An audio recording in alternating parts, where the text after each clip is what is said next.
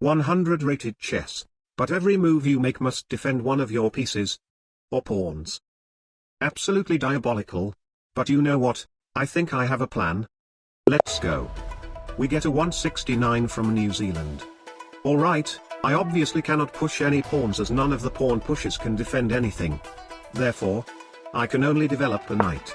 Knight f3 defends the pawn on d2 and two other things, but since we only need to defend one, so from now I will only mention one thing in case the piece or pawn defends multiple targets. c6. Aha. Already there is such a great chance to try pushing a pawn and open up my pieces.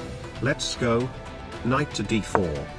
Knight d4 defends the pawns, and by having the knight up here, I will be able to push e3 defending the knight that also opens up my bishop and queen, provided he doesn't go e5 attacking my horsey. Yes.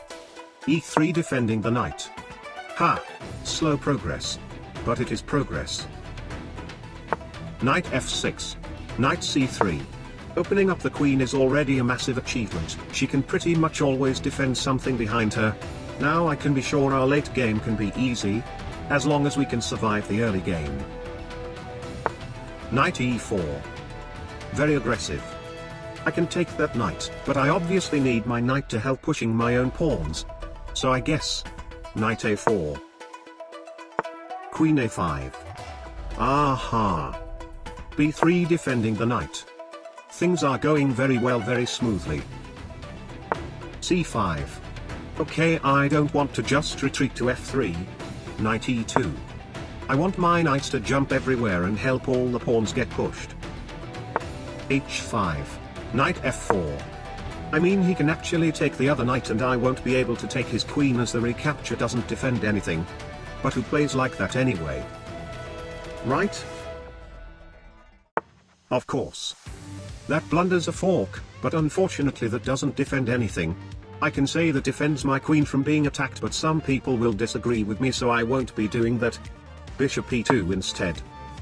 Defending the queen from behind, everything is absolutely calculated. Bishop takes e2.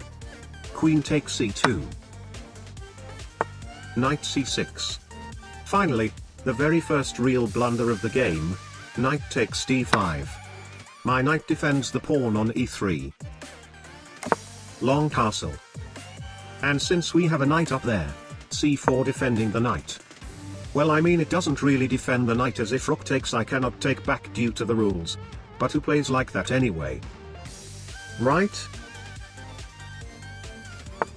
Yes. Bishop e2 defending the rook from behind. Knight takes c4. Oh. So I blundered a pawn, because if queen takes c4 there is queen d2 checkmate in 2. My queen is overloaded. Yes, take the free pawn always. A very strong opponent indeed. I really need to plug in my keyboard now. B takes c4 defending the knight. And he didn't take my knight. Knight back. Queen b4. Just as I thought he was strong, that blunders a queen. My knight defends the pawn on a2. C takes b4. Knight takes e4. e5. That blunders a pawn. Keeps defending the rook is also a real thing. Rook g8. Rook b1 keeps defending the king.